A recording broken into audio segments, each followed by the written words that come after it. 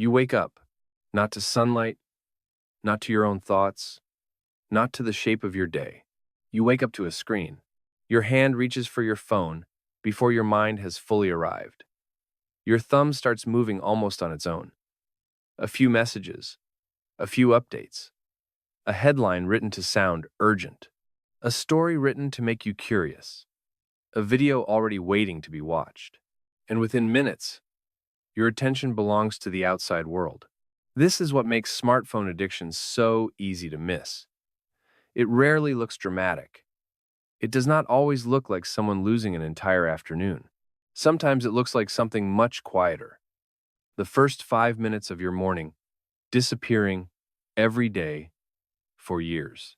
Before your own thoughts appear, you receive everyone else's thoughts. Before you decide what matters, something else begins sorting the world for you. And the dangerous part is not just that this takes your time. It is that repetition teaches the brain.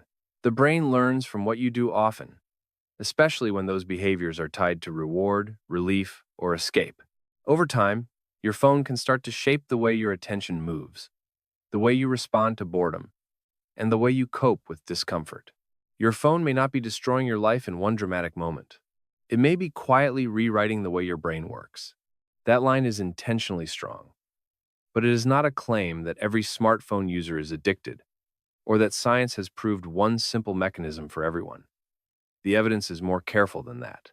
What we do know is that problematic smartphone use is increasingly associated with attention problems, emotion regulation difficulties, sleep disruption, and everyday cognitive strain. And that is what this video is really about. Not panic, but recognition. To understand the signs, we first have to understand the attraction. Your brain is not weak because it likes your phone. Your brain is doing what brains are built to do. Notice novelty, learn from rewards, and keep returning to cues that might matter. Dopamine is often described in popular culture as a pleasure chemical, but that is too simple. In neuroscience, dopamine is deeply involved in reward learning, motivation, and what researchers call reward prediction error, the gap between what you expected and what you actually got. When something is better than expected, the brain pays attention. When the next reward is uncertain, attention can become even more sticky. That is one reason variable rewards are so powerful. You refresh a feed, check an inbox, reopen a messaging app, and your brain keeps asking the same quiet question. Maybe there is something here for me. Smartphones are exceptionally good at feeding this system. They combine novelty, social relevance, unpredictability, and speed. They compress reward learning into tiny, repeatable moments. And because those moments are available almost everywhere in bed, in traffic, during lunch, between meetings, while waiting for the kettle to boil, your attention never fully gets to rest. The result is not always obvious. Most adults do not feel like they are choosing distraction on purpose. They feel like they are just checking something. But research on smartphone habits and cognition suggests that small, frequent checks, not only long screen sessions, are closely tied to distraction, interruptions, and daily cognitive failures. The most dangerous thing about your smartphone is not simply that it steals hours. It is that it can quietly change what your brain starts expecting from ordinary life. If your attention gets used to novelty every few seconds, silence feels thinner, slow tasks feel heavier, deep focus feels less natural, and that is when the signs begin to show. The first sign is simple, and that is exactly why it is dangerous. You pick up your phone, but you do not really know why. You are waiting in line, standing in an elevator, sitting alone for 3 minutes before a meeting starts, walking into the kitchen while coffee brews. Nothing is wrong, nothing urgent has happened, but your hand reaches anyway. This matters because it suggests the behavior is becoming less intentional and more automatic.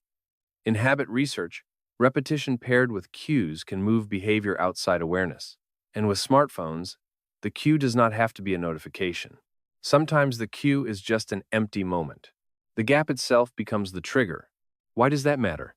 Because the scariest habit is the one you no longer notice. When you stop asking, "Why am I opening this?" the phone stops being only a tool. It starts becoming your default response to stillness. And studies on daily cognition suggest that frequent phone checking more than total screen time alone can predict more cognitive failures, such as distraction, absent-mindedness, and forgetting. The second sign is more emotional than technological. Silence starts to feel uncomfortable. You sit in the car before going inside, and you reach for your phone. You eat alone, and the silence feels too open, so you press play on something. You have 5 quiet minutes, and instead of resting in them, you fill them. On the surface, this looks harmless, but underneath it, the brain may be learning an important lesson. Stillness is something to escape. Research on problematic smartphone use often overlaps with boredom proneness and difficulties in emotion regulation. In plain English, that means some people are not just using the phone for convenience. They are using it to manage internal states, restlessness, loneliness, low mood, unease. And that matters because silence used to be where reflection happened. It used to be where memories settled, where ideas connected, where feelings had a chance to be heard. If every quiet moment is immediately covered with stimulation, you do not just lose time. You may slowly lose your tolerance for your own inner life. The third sign shows up when you try to do something slower than your phone. You open a book, and within a page or two, your mind wants out. You start a work task, and 5 minutes later, you feel an urge to check messages. You watch a film at home and find yourself reaching for a second screen because one stream of input is no longer enough. This does not necessarily mean your brain is broken, but it may mean your attentional system has adapted to interruption. Research on notifications and cognitive control suggests that smartphone alerts can disrupt attention, and broader smartphone cognition research points in the same direction. Distraction does not only happen when you are actively using the device.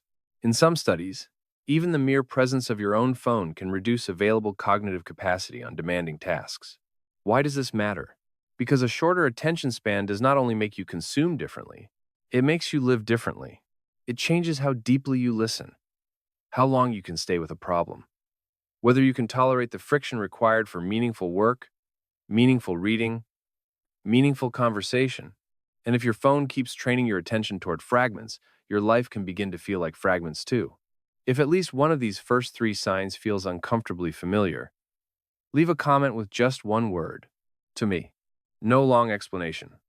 No performance. Just me.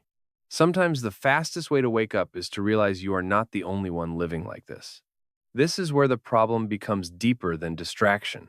You have a difficult conversation and immediately open your phone. You feel anxious, so you start scrolling. You feel low, irritated, embarrassed, lonely, or empty, and instead of staying with the feeling for even a minute, you replace it with content. A video, a feed, a comment section, news, shopping, anything. This matters because distraction can feel like relief, but relief is not the same as healing.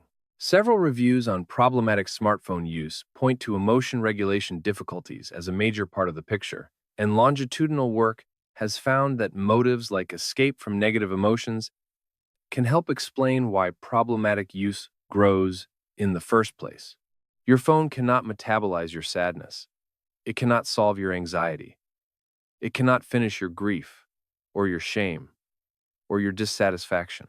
It can only help you feel them later. And if your brain keeps learning that discomfort should be removed immediately, even small emotional friction can start to feel intolerable.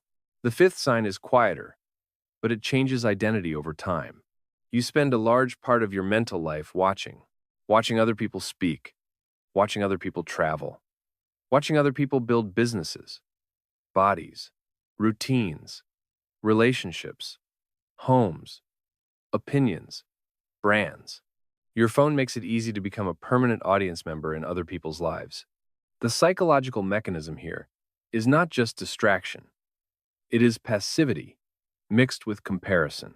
Passive browsing has often been linked with upward social comparison, the tendency to measure yourself against people who seem to be doing better, looking better, living better.